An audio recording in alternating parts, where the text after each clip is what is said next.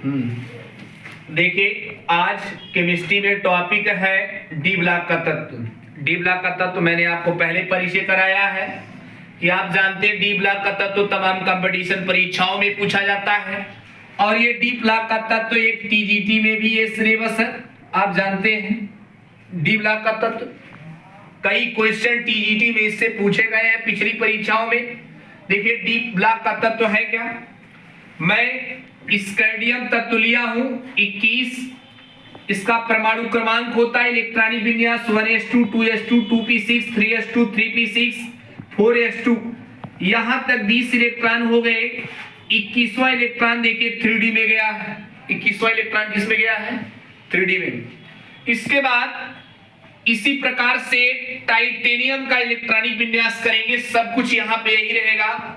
यहां पर 3d2 हो जाएगा। वेनेडियम का इलेक्ट्रॉनिक विन्यास करेंगे 3d3 हो जाएगा। क्रोमियम आपका अपवाद है। वो आप अपवाद क्यों आगे चलकर हम बताएंगे भी।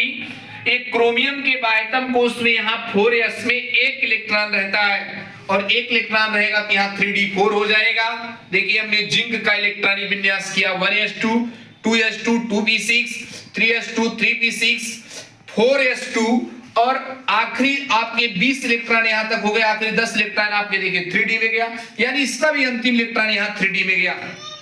इसके बाद आप देखिए, इसके बाद मैं आपको 39 एट्रियम का इलेक्ट्रॉनिक विन्यास दिखाता हूं 1s2 2s2 2p6 3s2 3p6 3d10 4s2 4p6 और यहाँ पे 5s2 हो गया। यहाँ पर 38 इलेक्ट्रॉन 39वां इलेक्ट्रॉन आपका देखिए 4d में गया। 39वां इलेक्ट्रॉन किस में गया है? आपका 4d में गया है। इसके बाद आप देखिए, इस प्रकार से यहाँ पर जो है जिरकोनियम का इलेक्ट्रॉनिक विन्यास करेंगे 4d2। नियोबियम का इलेक्ट्रॉनिक विन्यास इस प्रकार से बढ़ता जाएगा। आखिरी मैंने किया है देखिए इसका कैडमियम का इलेक्ट्रॉनिक विन्यास 1s2 2s2 2p6 3s2 3p6 3d10 4s2 4p6 और 5s2। यहाँ आखिरी इलेक्ट्रॉन देखिए 5d10 हुआ। आखिरी इलेक्ट्रॉन आखिरी इलेक्ट्रॉन यहाँ हो गया 4d10, यानी आखिरी इलेक्ट्रॉन यहाँ पर 4d कोष में गया है। अब देखिए, इसी प्रकार से 5d श्रेणी का तत्व मैंने यहाँ लिया है 57 लैंथेनम 72 हाफनियम। ये देखिए 57 लैंथेनम का इलेक्ट्रॉनिक विन्यास किया, अंतिम इलेक्ट्रॉन 5d में गया है। इसके बाद हमने देखिए 72 हाफनियम का, यहाँ देखिए 72 हाफनियम का इलेक्ट्रॉनिक विन्यास किया है। देखिए यहाँ पर लिखा हूं, देखिए 6d1, यहाँ भी अंतिम इलेक्ट्रॉन d में गया है। इसके बाद 72 के बाद आप देखिए आखिरी हमने 80 मरकरी पारा Hg लिया है। 80 मरकरी पारा Hg में भी देखिए अंतिम इलेक्ट्रॉन d में गया है। इसके बाद 89 एक्टिनियम का इलेक्ट्रॉनिक विन्यास किया, इसका भी अंतिम इलेक्ट्रॉन देखिए यहाँ d में गया है। इसके बाद 104 रदरफोर्डियम का इलेक्ट्रॉनिक विन्यास किया, इसका भी अंतिम इलेक्ट्रॉन देखिए d में गया है। इसके बाद कॉपरनीशियम का इलेक्ट्रॉनिक विन्यास मैं कर दे रहा हूं Cn का 112 इसका परमाणु क्रमांक है आपका 1s2 2s2 2p6 3s2 आपका। इसके बाद 3p6 3d10, उसके बाद 4s2 4p6 4d10 4f14, उसके बाद आपका हो जाएगा 5s2 5p6 5d10, इसके बाद हो जाएगा आपका 5f14, इसके बाद आपका होगा 6s2 6p6, इसके बाद आपका हो जाएगा 6d छोड़े रहेंगे, यहां पर आपका 7s2 और यहां आपका हो जाएगा 6d10, यानी आपका 7s2 तक 110 इलेक्ट्रॉन हुआ। यहाँ 7s2 तक आपका 102 इलेक्ट्रॉन हुआ और उसके बाद बाकी 10 इलेक्ट्रॉन हमने देखिए 6d में भर दिया। यहाँ भी अंतिम इलेक्ट्रॉन डी कोष में जाता है। यानी डी ब्लॉक के तत्व की अब डिफिनीशन क्या बनाओगे इसको देखकर? वे तत्व जिनका अंतिम इलेक्ट्रॉन डी कोष में जाता है, देखिए यहां भी डी कोष में गया, वो आपका डी ब्लॉक का तत्व कहलाता है। डिफिनीशन क्या बनेगी कि वे तत्व है जिनका अंतिम इलेक्ट्रॉन डी कोष में जाएगा वही डी ब्लॉक का तत्व कहलाता है। आप जान गए डी ब्लॉक का तत्व है क्या? वे तत्व जिनका अंतिम इलेक्ट्रॉन डी उपकोष में प्रवेश करता है डी ब्लॉक का तत्व कहलाता है। अब एक विशेष बात ध्यान दीजिएगा। अब देखिए सारे डी इसमें जो हैं वो बाह्यतम कोष से एक कोष पहले, यहां भी डी बाह्यतम कोष से एक कोष पहले, यहां भी बाह्यतम कोष से एक कोष पहले।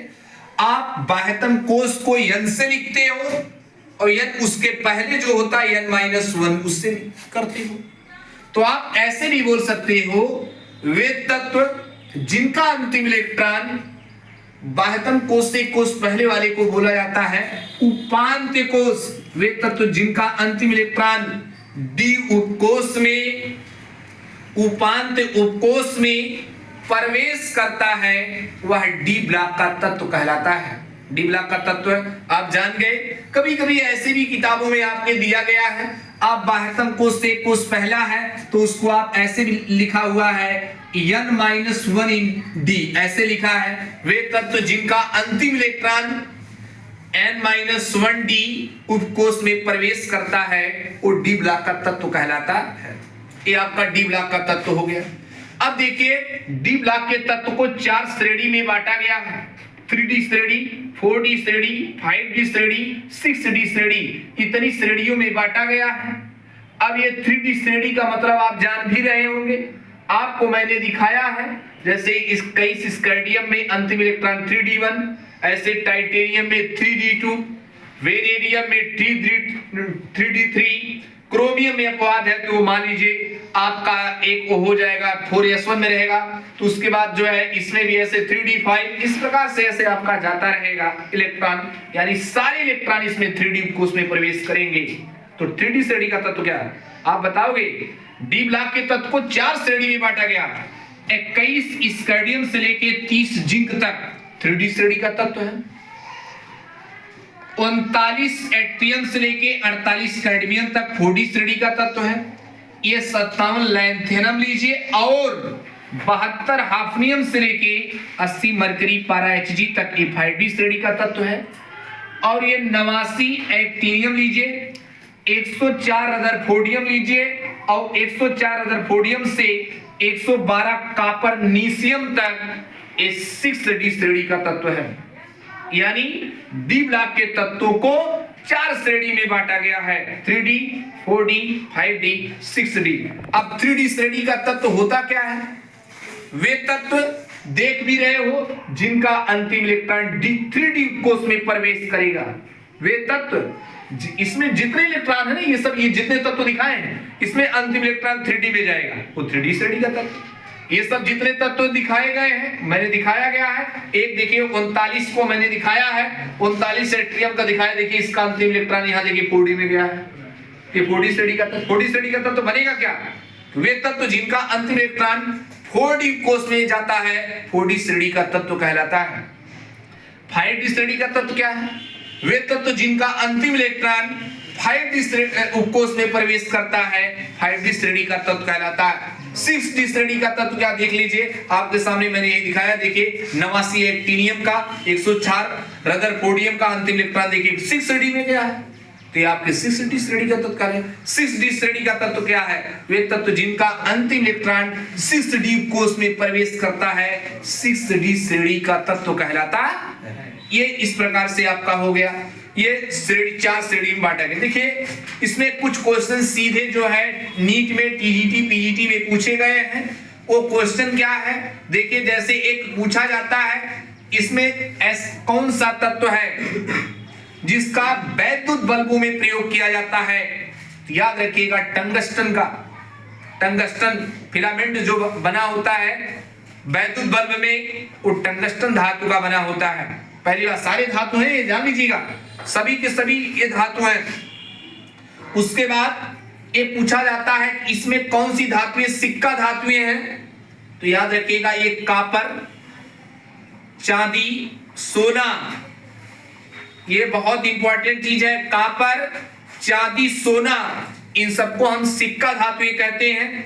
एक बात और है, इसमें पूछा जाता है कि सबसे भारी तत्व कौन है, सर्वाधिक घनत्व वाला तत्व कौन है। तो याद रखिएगा ऑस्मियम, सारे क्वेश्चन एक क्वेश्चन ये नीट टीजीटी पीजीटी पूछे गए हैं। सबसे भारी तत्व, सर्वाधिक घनत्व वाला जो तत्व है ऑस्मियम है। उसके बाद जो है ये पूछा जाता है इसमें भविष्य का धातु किसको कहा जाता है। तो जो आपका टाइटेनियम है, टाइटेनियम को जो है ये टाइटेनियम आपका जो है टाइटेनियम को भविष्य का धातु कहा जाता है। ऐसा माना जाता है कि भविष्य में जो है एपी के स्थान पर टाइटेनियम का प्रयोग किया जाता है। टाइटेनियम को भविष्य का धातु कहा जाता है। ये बातें हो गई, ये सारी बातें आप दिमाग में बना लीजिएगा। कॉपर, चांदी, सोना, इनको हम क्या कहते हैं, सिक्का धातुएं कहते हैं। ये मैंने पहले बताया। ये टंगस्टन, डब्लू, आप जानते हैं बल्बों में जो फिलामेंट होता है टंगस्टन का बना होता है। उसके बाद जो है इसका विद्युत बल्बों में उपयोग किया जाता है। एक बात ये होता कि पूछा गया कि सबसे भारी तत्व कौन, सर्वाधिक घनत्व वाला कौन तत्व है, तो आप जानते हो वो आपका ऑस्मियम है। एक क्वेश्चन इसमें से पूछे जाते हैं। भविष्य निम्नलिखित में ऐसे पूछा जाता, भविष्य का धातु किसे कहते हैं, तो आपका वो टाइटेनियम है। ऐसा माना जाता है कि टाइटेनियम भविष्य में एफी के स्थान पर टाइटेनियम का प्रयोग किया जाएगा। ये हो गया।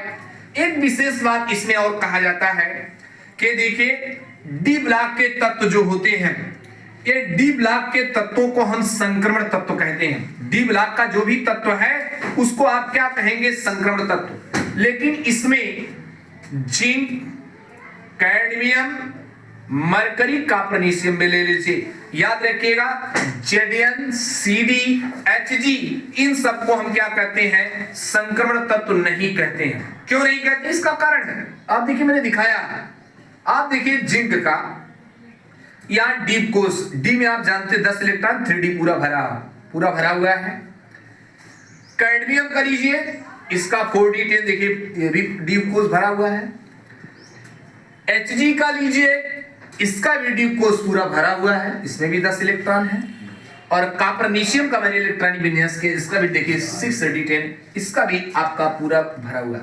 मेन तो ये 3 माने जाते हैं, ये इस तो बहुत कम दिखाई पड़ता है। Zn, Cd, Hg, इनको भी संक्रमण तत्व नहीं कहा जाता। ये विशेष बात ध्यान दीजिएगा, अक्सर हम लोग गलती करते हैं ये कंपटीशन परीक्षाओं में। Zn, Cd, Hg, इनको हम जो है संक्रमण तत्व नहीं कहते। क्यों नहीं संक्रमण तत्व कहते, उसका रीजन है क्योंकि संक्रमण तत्व आप उसी कहोगे जिसका डी उपकोष पूर्ण नहीं होता है। अगर इनको संक्रमण तत्व इसलिए नहीं कहा जाता क्योंकि आप देख लिए Zn का भी, Cd का भी, Hg का भी डीप कोष पूर्ण होता है, इसलिए इनको संक्रमण तत्व नहीं कहा जाता। एक विशेष बात आप ध्यान दीजिए इलेक्ट्रॉनिक विन्यास पे, ये इलेक्ट्रॉनिक विन्यास पे भी थोड़ी सी बात ध्यान दीजिए। इलेक्ट्रॉनिक विन्यास बहुत पूछा गया है। डी ब्लॉक के तत्वों का इलेक्ट्रॉनिक विन्यास क्या होता है, तो देखिए ऐसे आपका 3D4S रहेगा, यानी 1 2 ऐसे करके आता रहेगा। 5D, यहां देखिए 4D 5S है, अगले में 6D 7S है। अब इसका इलेक्ट्रॉनिक विन्यास पूछा जाता है, तो इनके बाह्यतम कोष का इलेक्ट्रॉनिक विन्यास आप देख सकते हैं। जो बाह्यतम उसको n, उससे पहले वाले को n-1, तो इनका इलेक्ट्रॉनिक विन्यास n-1d, 1 से लेके 10 इलेक्ट्रॉन ऐसा। और यहां लिख देंगे ns और 2 लिख दीजिए। कभी कभी देखिए ns, लेकिन 1 से 2 आप दिखा दीजिए। ये इनके बाह्यतम कोष का इलेक्ट्रॉनिक विन्यास होता है। डी ब्लॉक के तत्वों का इलेक्ट्रॉनिक विन्यास भी ये कंपटीशन परीक्षाओं में पूछा गया है। तो इनका सामान्य इलेक्ट्रॉनिक विन्यास n-1 1 2 10 ns 1 2 होता है। ये इलेक्ट्रॉनिक विन्यास मैंने आपको बता दिया। Zn, Cd, Hg को संक्रमण तत्व नहीं कहते। क्यों नहीं कहते, क्योंकि इनका डी कोष, जो डीप कोष है वो पूर्ण है। तो इससे निष्कर्ष क्या निकलता है, याद रखिएगा जितने डी ब्लॉक के तत्व हैं सभी डी ब्लॉक के तत्व संक्रमण तत्व नहीं होते। ये भी आया होगा, सभी डी ब्लॉक के तत्व, तो याद रखिएगा संक्रमण तत्व नहीं होते। लेकिन सभी संक्रमण तत्व जो होते हैं वो डी ब्लॉक के तत्व होते हैं। फिर इसके बाद कल हम लोग आगे इसके आगे की कक्षाओं में पढ़ेंगे। डी ब्लॉक के तत्वों की विशेषताएं पढ़ेंगे, फिर 3D श्रेणी के बारे में पढ़ेंगे, फिर 4D के बारे में पढ़ेंगे। धन्यवाद।